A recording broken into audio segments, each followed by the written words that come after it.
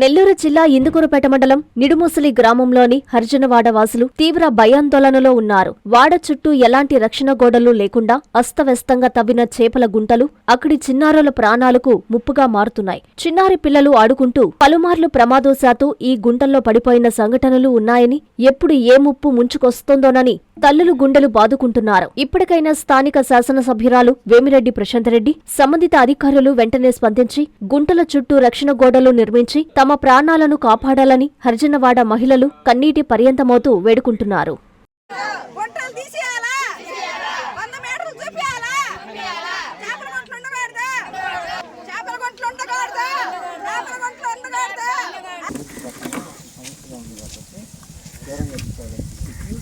ఈ లోపల సార్ గుంటకి నీళ్ళు నీళ్ళు ఖాళీ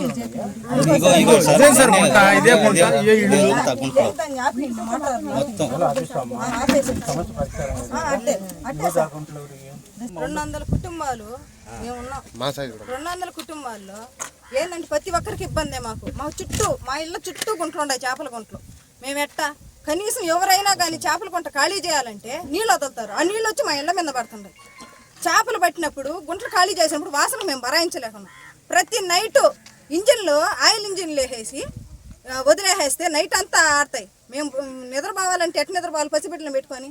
ఇంటి చుట్టూ ఇట్లా గుంటలో కంచె అనేది లేకుండా 24 గంటలు కరెంటు పెట్టేసి 24 గంటలు కరెంటు వదిలేసి ఉన్నారు. ఆ కరెంటు వదిలేసినప్పుడు మా పసిబిడ్డలు గుంటల మీద పోతున్నారు. మాకు కంచె అనేది లేదు. మా ఊరికి మా ఇళ్ళకి 100 మీటర్లో అవతల ఎవరైనా చేపల గుంటలు పోసుకోమను.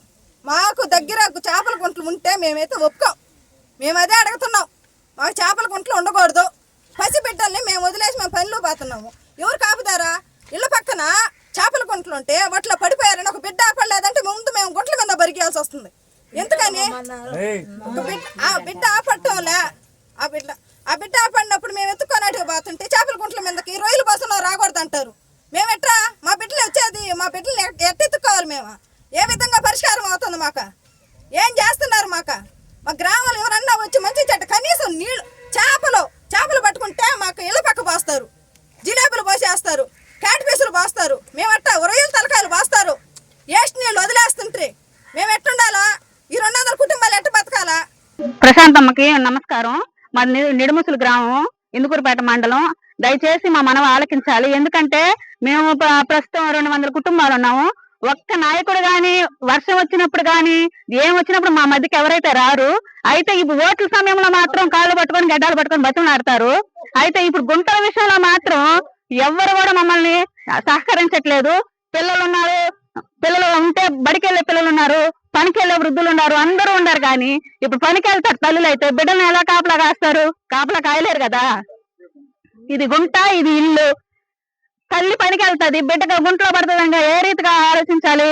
ఒక్కసారి మీ మనవకి తీసుకొస్తా ఉన్నాము. మీరు దయచేసి మాకు నిడుముసలి గ్రామానికి న్యాయం జరపాలి. ప్రతి విషయంలో మాకు స్టార్టింగ్ నుంచి ఎండింగ్ దాకా గుంటలుండాయి. ఇవన్నీ కంచె లేదు, ఏం లేదు. మాకైతే న్యాయం జరగాలి.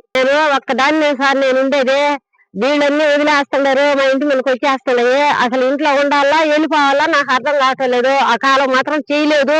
గబ్బు కొట్టిపోతుంది మా ఇందుకూరుపేట మండలం బుజ్జమ్మని. అసలు నేను నిలవలేకుండా సార్. నేను ఆ ఇంట్లోను వచ్చి వదిలేరంటే గోడకు వచ్చి ఆనిపోతా ఉండే. ఆ ఇల్లు కూడా ఉంటుందా ఉండదని నాకు అర్థం కావట్లేదు.